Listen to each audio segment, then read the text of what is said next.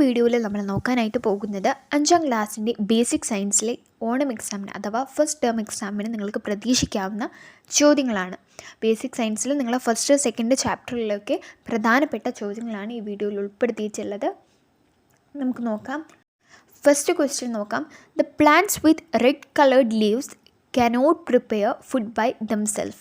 Do you agree? Why? Red കളറുള്ള ഇലകളുള്ള പ്ലാന്റ്സിനൊന്നും ചെടികൾക്കൊന്നും food സ്വയം prepare ചെയ്യാൻ പറ്റില്ല. ഈ ഒരു സ്റ്റേറ്റ്മെൻറ്റിനോട് ഈ ഒരു പ്രസ്താവനയോട് നിങ്ങൾ യോജിക്കുന്നുണ്ടോ? പലപ്പോഴും നമ്മുടെ മനസ്സിലേക്കുള്ള ചിന്ത എന്താണ്? ക്ലോറോഫിലുള്ള അല്ലെ പച്ച നിറത്തിലുള്ള ഇലകൾക്കാണ് ഫുഡ് ഉണ്ടാക്കാൻ കഴിയുക, അല്ലെ റെഡും മഞ്ഞ നിറമുള്ള ഇലകൾക്കൊന്നും ഫുഡ് ഉണ്ടാക്കാൻ കഴിയില്ല എന്നുള്ള ചില ധാരണകൾ ഉണ്ടാകും. പക്ഷെ അങ്ങനെയൊന്നല്ല.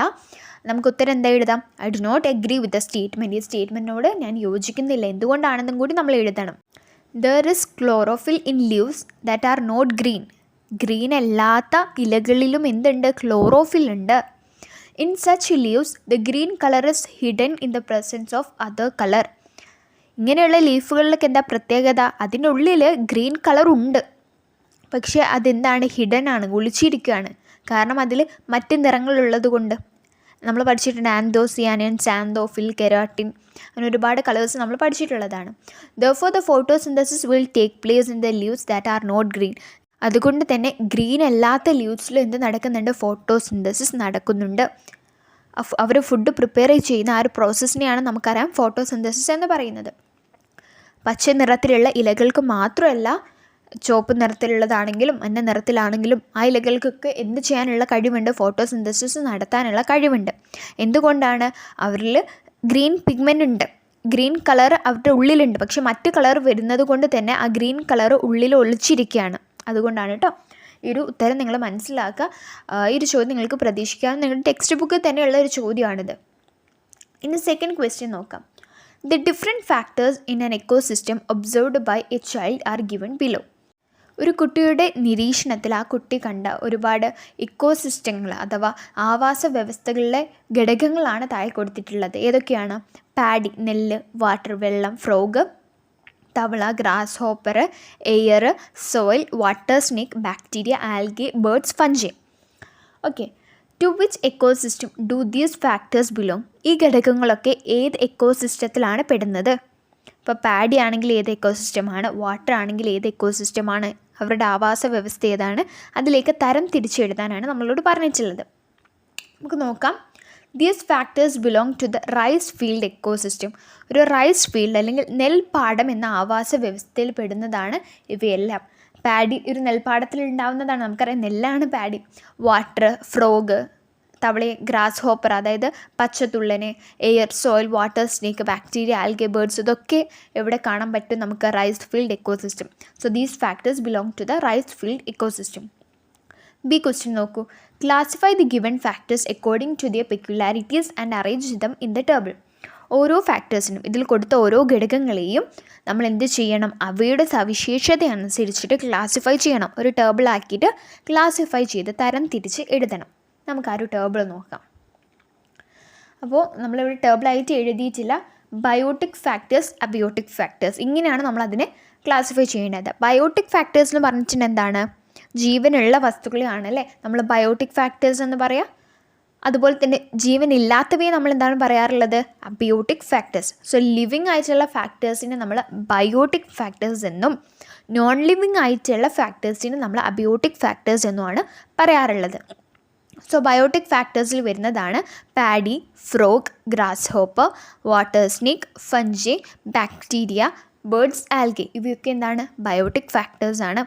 അബയോട്ടിക് ഫാക്ടേഴ്സ് എന്തൊക്കെയാണ്? Water, air, soil. ഇവ മൂന്നുമാണ് അബയോട്ടിക് ഫാക്ടേഴ്സിൽ വരുന്നത്.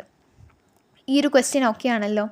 നിങ്ങളോട് ചോദിക്കും. അപ്പോൾ പെക്യുലാരിറ്റീസ് അനുസരിച്ച് തരം തിരിക്കാൻ പറയുമ്പോൾ നിങ്ങൾ ഇതുപോലെ തന്നെ ബയോട്ടിക്, അബയോട്ടിക് ഫാക്ടേഴ്സ് ആയിട്ട് തരം തിരിച്ച് എഴുതണം. ഇനി തേർഡ് ക്വസ്റ്റ്യൻ ഇതാണ്. Observe the name of plants in the box and answer the questions given below. ഇവിടെ ബോക്സ് ഒന്നും കൊടുത്തിട്ടില്ല, പക്ഷേ 3 പ്ലാന്റ്സിൻ്റെ പേര് ഇവിടെ കൊടുത്തിട്ടുണ്ട്. ഏതാണ്? Vanda, Loranthus, Cuscuta.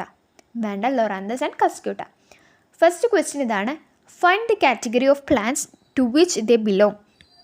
ഈ ഓരോ പ്ലാന്റും ഉൾപ്പെടുന്ന കാറ്റഗറി ഏതാണ്? ആ കാറ്റഗറി എഴുതുവാനാണ് പറഞ്ഞിട്ടുള്ളത്. വാൻഡ എന്താണ്? വാൻഡ എന്ന് പറയുന്നത് ഒരു എപ്പിഫൈറ്റ് ആണ്. വാൻഡ എന്താണ്? ഒരു എപ്പിഫൈറ്റ് ആണ്. എപ്പിഫൈറ്റ് എന്ന് പറഞ്ഞിട്ടുണ്ടെങ്കിൽ എന്താണ്? Epiphytes are plants the depend on host plants only for habitat. അവർക്ക് ജീവിക്കാൻ മാത്രം, ഫുഡൊന്നും ആശ്രയിക്കില്ല, പക്ഷേ ഹാബിറ്റേറ്റിന് മാത്രം ഒരു ഹോസ്റ്റ് പ്ലാന്റിനെ, ഒരു ആതിഥേയ സസ്യത്തെ ആശ്രയിക്കുന്ന പ്ലാന്റ്സിനെയാണ് നമ്മൾ എപ്പിഫൈറ്റ്സ് എന്ന് പറയാറുള്ളത്. അതിനൊരു എക്സാമ്പിളാണ് ഓർക്കിഡ്സ്, അതുപോലെ തന്നെ വാൻഡ. ഇനി സെക്കൻഡ് വൺ ലൊറാന്തസ് ആണ്. ലൊറാന്തസ് എന്ന് പറയുന്നത് ഒരു സെമി പാരസൈറ്റ് ആണ്. ലൊറാന്തസ് എന്താണ്? ഒരു സെമി പാരസൈറ്റ് ആണ്. എന്താണ് സെമി പാരസൈറ്റ് എന്ന് പറഞ്ഞിട്ടുണ്ടെങ്കിൽ സ്വയം ഫുഡ് ഉണ്ടാക്കാനായിട്ട് പറ്റും, പക്ഷേ ഈ ഫുഡിന് ആവശ്യമായിട്ടുള്ള വാട്ടർ, മിനറൽസ് ഇതൊക്കെ അതെന്താക്കും? മറ്റുള്ള പ്ലാന്റ്സിൽ നിന്ന് അബ്സോർബ് ചെയ്തെടുക്കും. എന്നിട്ട് ലൊറാന്തസ് സ്വന്തമായിട്ട് ഫുഡ് ഉണ്ടാക്കും. അതിനെയാണ് നമ്മൾ സെമി പാരസൈറ്റ് എന്ന് പറയുക. ഇനി കസ്ക്യൂട്ടിൻ്റെ കേസ് എടുത്ത് നോക്കുകയാണെങ്കിൽ അത് ടോട്ടൽ പാരസൈറ്റ് ആണ്. അത് സ്വന്തമായിട്ട് ഫുഡൊന്നും പ്രിപ്പയർ ചെയ്യില്ല, അത് മറ്റുള്ളവരുടെ ഫുഡ് അടിച്ചു മാറ്റുകയാണ് ചെയ്യുക. So Cuscuta cannot prepare food because they have no leaves. കസ്ക്യൂട്ടയ്ക്ക് ലീവ്സ് ഒന്നും ഇല്ലാത്തത് കൊണ്ട് തന്നെ അതിന് ഫുഡ് ഉണ്ടാക്കാനായിട്ട് പറ്റില്ല. അപ്പോൾ അതെന്ത് ചെയ്യും? Cuscuta plants have Roots that can absorb nutrients from the host plant. അതെന്ത് ചെയ്യുന്നു വെച്ചിട്ടുണ്ടെങ്കിൽ ഹോസ്റ്റ് പ്ലാന്റിൻ്റെ കയ്യിൽ നിന്ന് അതിൻ്റെ ന്യൂട്രിയൻസ് ഒക്കെ റൂട്ട് വഴി അബ്സോർബ് ചെയ്യും. കസ്ക്യൂട്ട് വരുന്നത് ടോട്ടൽ പാരസൈറ്റ് എന്ന കാറ്റഗറിയിലാണ്. Loranthus semi parasite and Vanda epiphyte. ഈ കാര്യം ഓർത്ത് വയ്ക്കണം കേട്ടോ. ആ ഒരു ഭാഗം നിങ്ങളുടെ ടെക്സ്റ്റ് ബുക്കിലുണ്ട്, നന്നായിട്ട് വായിക്കാം. ഇതിൽ ബി ക്വസ്റ്റ്യൻ ആണ്, how Loranthus differ from Cuscuta in food production. ലൊറാന്തസും കസ്ക്യൂട്ടയും തമ്മിലുള്ള വ്യത്യാസം എന്താണ്? ഓക്കെ, ഫുഡ് പ്രൊഡക്ഷനിൽ അവർ തമ്മിലുള്ള വ്യത്യാസം എന്താണ്? നമ്മൾ പറഞ്ഞു ഇവർ രണ്ട് പാരസൈറ്റുകളാണ്, പക്ഷേ ലൊറാന്തസ് സെമി പാരസൈറ്റ് ആണ്, കസ്ക്യൂട്ട ടോട്ടൽ പാരസൈറ്റ് ആണ്. Loranthus makes its own food by absorbing water and minerals from the host plant. Loranthus എന്ത് ചെയ്യും? സ്വയം ഫുഡ് ഉണ്ടാക്കും. ഓക്കെ, അതിന് സ്വയം ഫുഡ് ഉണ്ടാക്കാനുള്ള കഴിവുണ്ട്, പക്ഷേ അതെന്ത് ചെയ്യും? വാട്ടറും മിനറൽസും ഒക്കെ മറ്റുള്ള പ്ലാന്റ്സിനെ അബ്സോർബ് ചെയ്യും. Cuscuta plants have Roots that can absorb nutrients from the host plant. Cuscuta എന്ത് ചെയ്യില്ല? ഫുഡൊന്നും ഉണ്ടാക്കില്ല, അതെന്ത് ചെയ്യും? അതിൻ്റെ റൂട്ട് കൊണ്ട് ഹോസ്റ്റ് പ്ലാന്റിൻ്റെ ന്യൂട്രിയൻസൊക്കെ, പോഷകങ്ങളൊക്കെ അടിച്ചു മാറ്റും. ഓക്കെ, അത് അബ്സോർബ് ചെയ്തെടുക്കും. കാര്യം മനസ്സിലാക്കുക. ഇനി സി ക്വസ്റ്റ്യൻ ഇതാണ്, name the plant which are not harmful to host plant. Host പ്ലാന്റിന് ഹാംഫുൾ അല്ലാത്ത, ഉപദ്രവകാരിയല്ലാത്ത പ്ലാന്റ് ഏതാണ്? വാൻഡ. വാൻഡ എന്ന് പറയുന്നത് എപ്പിഫൈറ്റ് ആണ്. നമ്മൾ പറഞ്ഞു അത് ഹോസ്റ്റ് പ്ലാന്റിന് എന്ത് ചെയ്യില്ല? ഉപദ്രവിക്കൊന്നുമില്ല, പക്ഷെ അതിനൊരു ഹാബിറ്റേറ്റിന് വേണ്ടിയിട്ട്, അതിന് ജീവിക്കാൻ വേണ്ടിയിട്ട് മാത്രമാണ് അത് ഹോസ്റ്റ് പ്ലാന്റിനെ ആശ്രയിക്കുന്നത്. പക്ഷേ നമ്മൾ പറഞ്ഞു ലൊറാന്തസിൻ്റെ കേസാണെങ്കിലും കസ്ക്യൂട്ടിൻ്റെ കേസാണെങ്കിലും അതൊരു ഹോസ്റ്റ് പ്ലാന്റിൽ കയറി കഴിഞ്ഞിട്ടുണ്ടെങ്കിൽ ലൊറാന്തസ് എന്ത് ചെയ്യും? അതിലുള്ള വാട്ടർസും മിനറൽസും ഒക്കെ അബ്സോർബ് ചെയ്ത് സ്വയം ഫുഡ് ഉണ്ടാക്കും. കസ്ക്യൂട്ടാണെങ്കിൽ അതിൻ്റെ ഫുഡ് മുഴുവനായിട്ട് എടുത്തുകൊണ്ടും. ഓക്കെ, അപ്പോൾ കസ്ക്യൂട്ട് ആണെങ്കിലും ലൊറാന്തസ് ആണെങ്കിലും ആ ഒരു ഹോസ്റ്റ് പ്ലാന്റിനെ ഹാംഫുള്ളി എഫക്റ്റ് ചെയ്യും. But in the case of Vanda എന്ത് ചെയ്യില്ല? ഹോസ്റ്റ് പ്ലാന്റിനെ ഉപദ്രവിക്കില്ല. It is not harmful at all. ആ കാര്യം നിങ്ങൾ മനസ്സിലാക്കുക. ഈ ഒരു ചെറിയ വീഡിയോയിൽ നമ്മൾ 3 ചോദ്യങ്ങൾ മാത്രമാണ് ഉൾപ്പെടുത്തിയിട്ടുള്ളത്. ഇത് പ്രധാനപ്പെട്ട ചോദ്യങ്ങളാണ്. ഇനി നമ്മളൊരു ക്വസ്റ്റ്യൻ ബാങ്ക് അപ്ലോഡ് ചെയ്യുന്നതാണ്. ഒരുപാട് ക്വസ്റ്റ്യനുകൾ അടങ്ങുന്ന ഒരു വീഡിയോ നമ്മൾ ചെയ്യും. അപ്പം ചാനൽ സബ്സ്ക്രൈബ് ചെയ്ത് നോട്ടിഫിക്കേഷൻ ഓണാക്കി വെക്കുക. അതുപോലെ തന്നെ നിങ്ങളുടെ മറ്റ് വിഷയങ്ങളുള്ള സോഷ്യൽ സയൻസ് ആണെങ്കിലും ഇംഗ്ലീഷ് ആണെങ്കിലും മാത്സ് ആണെങ്കിലും അതിലൊക്കെയുള്ള പ്രീവിയസ് ക്വസ്റ്റ്യൻസ് നമ്മൾ ഈ ഒരു ചാനൽ അപ്ലോഡ് ചെയ്യുന്നതാണ്. അതിൻ്റെ നോട്ടിഫിക്കേഷൻ ലഭിക്കാനായി ചാനൽ സബ്സ്ക്രൈബ് ചെയ്യാൻ മറക്കരുത്. അതുപോലെ തന്നെ ഈ വീഡിയോ ഉപകാരപ്പെട്ടെങ്കിൽ ലൈക്ക് ചെയ്യുക, നിങ്ങളുടെ കൂട്ടുകാർക്കൊക്കെ ഷെയർ ചെയ്ത് കൊടുക്കുക, അവർക്ക് ഉപകാരപ്പെടട്ടെ. മറ്റൊരു വീഡിയോയുമായി വീണ്ടും കാണാം. താങ്ക്